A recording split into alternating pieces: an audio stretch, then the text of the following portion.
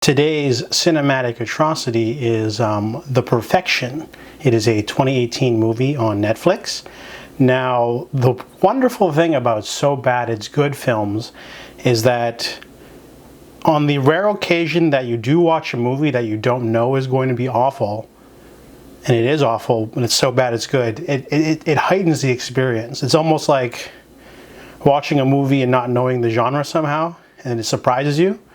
Because most of the time when you hear of a movie's reputation, like, The Wicker Man or The Room or whatever, you're like, oh, but then there are movies where they surprise you because you don't know how awful they are.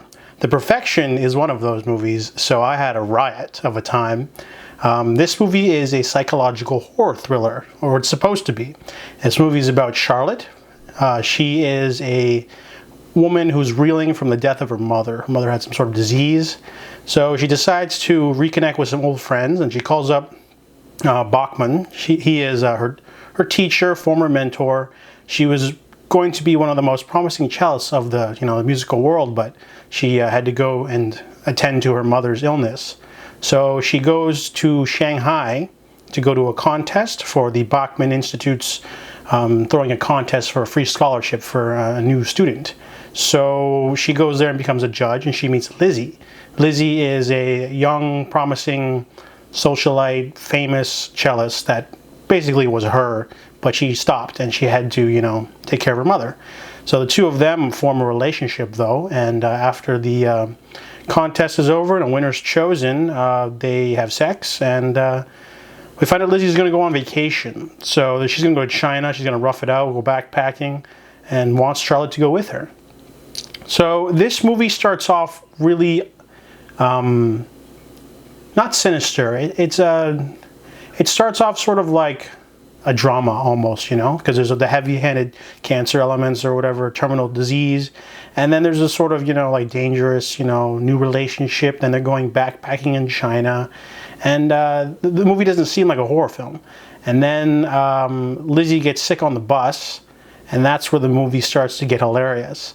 Now, Allison Williams plays Charlotte. She's the girl from Get Out, the white girl, and she does a really great job. She's very subtle. She's a really strong actress. She plays a role really fine. It's the other ones. She's just all over the place. She's got this sort of like large-eyed innocence going on, but she overacts in every single scene that she's in. And that bus scene, that scene is the stuff of legends. I can't get into the plot. It's really hard for me not to spoil the movie in case someone wants to watch it. You're only going to, obviously watching this review, you're going to know that it's a So Bad It's Good movie, so you won't be able to go into blind like I was. But after the bus scene, basically, what's her name? Lizzie gets a virus of sorts, so they have to get off the bus, and something happens, and this movie turns into a revenge thriller instead. So that's quite the interesting twist. The movie, spends a good half hour setting up a virus plot line only to pull it out from under you. And then this movie just gets weirder and weirder, and it's wonderful. So basically, after the traumatic event in China, Lizzie is kicked out of the academy, and she wants revenge on Charlotte for doing that to her. So essentially, this movie just turns really wild, mainly because the movie is utterly and hopelessly pretentious as hell. This movie, it's really hard to use loud classical music in a way that doesn't sound overbearing and over the top and pretentious. It's just really hard. Like, can you imagine if you started Saving Private Ryan with Beethoven or Bach? It would just seem kind of offensive, wouldn't it? You're just sitting there going like, whoa, there's nothing artful or classy about, World War II, like, ugh, So this movie uses classical music all over the place in really awkward moments when it shouldn't. And I know what they're going for because, this movie's about the musical world. It's about, perfecting your skills. It's about the perfection. So this movie just, the middle part is kind of slow, in which we find out the revenge nature of the plot. And then when the movie gets into the final, it turns into just this so awkward, overly violent movie, and there's some twists in there, and the movie just turns into a gonzo gore fest extravaganza. And then that ending will be talked about for generations, because like, damn. It doesn't even make sense narratively. It's like this movie's got its head so far up its own ass, it just doesn't even make sense.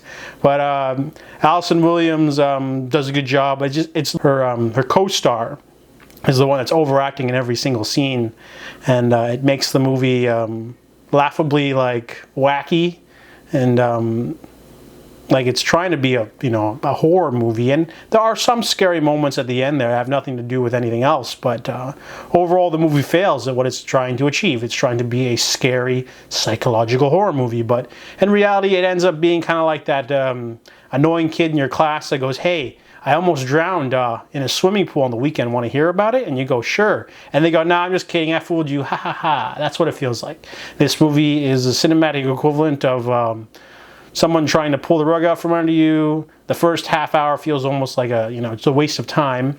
And then when the movie finally gets into its plot, it just runs out of steam, and it just throws stuff at the script just throws stuff at the wall in order to make it stick. And it's just awkwardly hilarious, overly violent. It just, nothing works for that last like 30 minutes, man. And just, the perfection is hilarious because it's the exact opposite of what the name implies.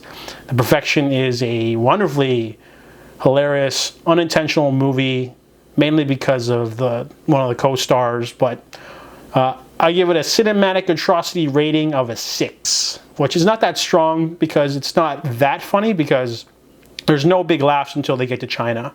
After that, though, the movie just keeps going and going, and then it just rises to a crescendo of madness. So Perfection, I give it a cinematic atrocity of 6 out of 10.